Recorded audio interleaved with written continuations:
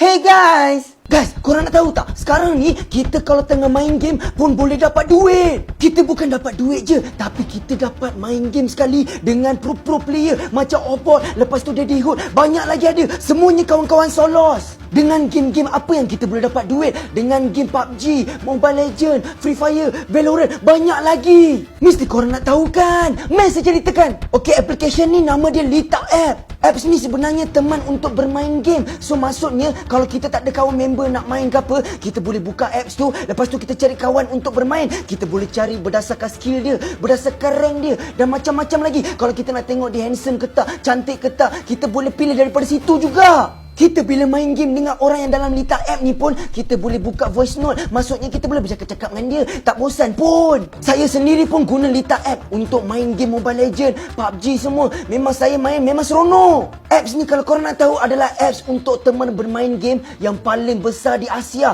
dan paling terkenal. So macam mana kalau kita nak dapat pendapatan dekat apps ni? Okey, cara dia, korang kena jadi pro player dekat Lita App ni. So korang kena tekan become a pro player dekat Lita Apps tu. Lepas tu nanti korang bolehlah dapat duit. Orang akan bayar kita untuk bermain game dengan diorang. So kita nanti adalah masa kerja. Pendapatan ni kalau korang usaha betul-betul dah boleh beli iPhone dah. Boleh katakan banyak gila boleh beli.